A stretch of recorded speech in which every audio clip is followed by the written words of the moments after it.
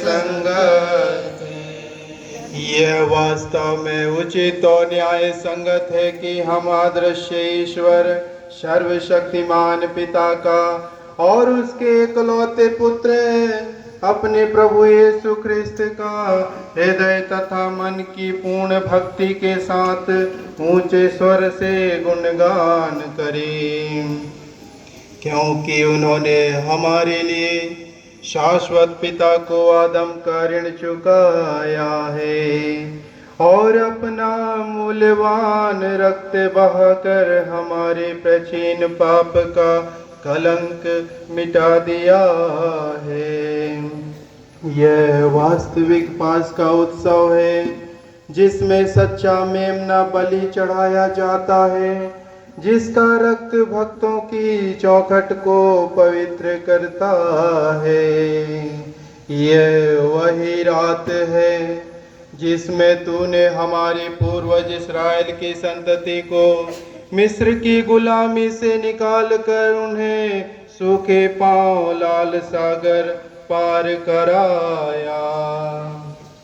यह वही रात है जिसने प्रकाशमान बादलों द्वारा पापों का अंधकार मिटा दिया है। यह वही रात है जो आज भी विश्व भर के क्रिस्तियों को संसार की बुराई से बचाती, पाप के अंधकार से निकाल कर उन्हें कृपा देती और संतों के समाज में सम्मिलित करती है। यह वही रात है जिसमें ख्रिस्त मृत्यु का बंधन तोड़कर कब्र से विजय होकर जी उठे हैं।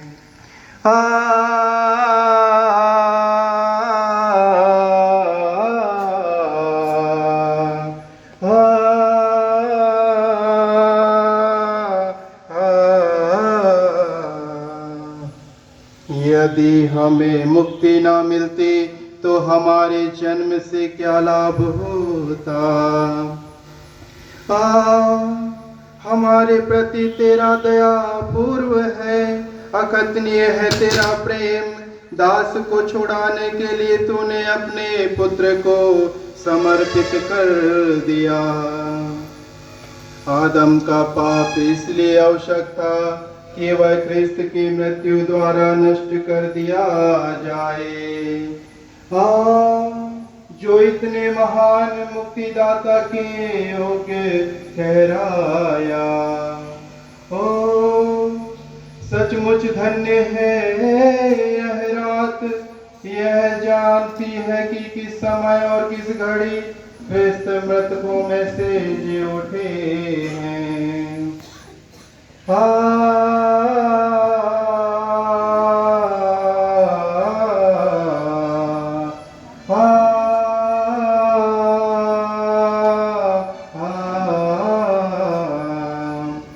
आदम का पाप इसलिए आवश्यक था कि वह ख्रिस्त की मृत्यु द्वारा नष्ट कर दिया जाए। जो इतने महान मुक्तिदाता के योग्य ठहराया। यह पवित्र रात बुराई को भगा देती, पाप को धो डालती, पतितों को उठाती और दुखों को आनंद प्रदान करती है। सचमुच धन्य है यह रात जिसमें स्वर्ग और पृथ्वी तथा ईश्वर और मनुष्य एक होकर मिल गए हैं। हे पवित्र पिता, इस धन्य रात में इस मोमबत्ती की संध्या पूजा स्वीकार कर। यह बत्ती परिश्रमी मधुमक्खियों की मोम से बनाई हुई है। परम पवित्र कलीसिया अपने सेवकों द्वारा समारोह के साथ यह बत्ती तुझे चढ़ाती है। इसलिए हे प्रभु, हम तुझसे विनती करते हैं, तेरे नाम के आदर में प्रतिष्ठित यह मोमबत्ती इस रात का अंधकार दूर करने के लिए निरंतर जलती रहे। यह मधुर सुगम के समान तुझे सुग्राह्य हो और आकाश के तारों से जा मिले। प्रभात का तारा इसे जलता हुआ पाए। वही प्रभात का तारा जो कभी अस्त नहीं होता, हमारे प्रभु ख्रिस्त तेरे पुत्र, जो अधोलोक से लौटकर मानव जाति पर उदित हुए तथा युगान युग जीते और राज्य करते हैं। आमीन।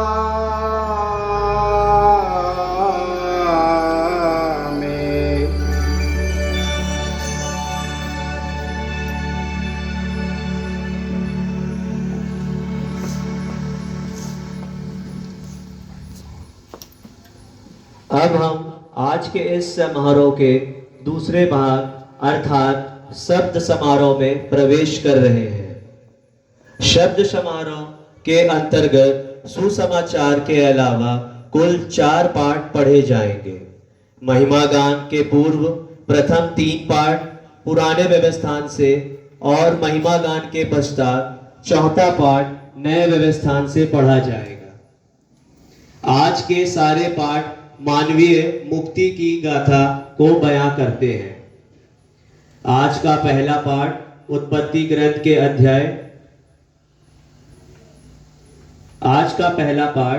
उत्पत्ति ग्रंथ अध्याय 1 से अध्याय 2 से 2 तक लिया गया है, जो हमें बताता है कि ईश्वर ने सारे विश्व और जो कुछ उसमें है उसकी रचना की।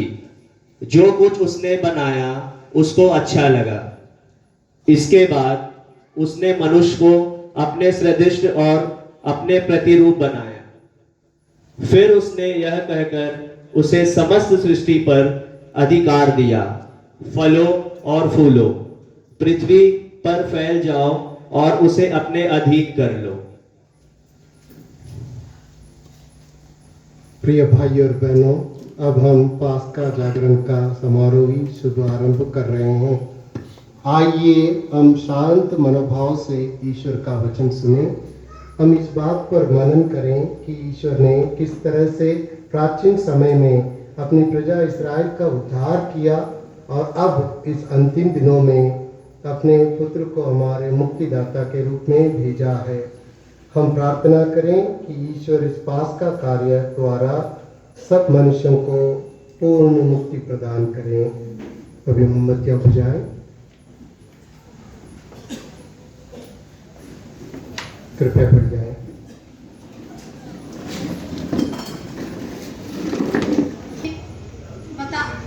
बताया जाता है कि ईश्वर ने विश्व की सृष्टि करने के बाद मनुष्य को अपना प्रतिरूप बनाया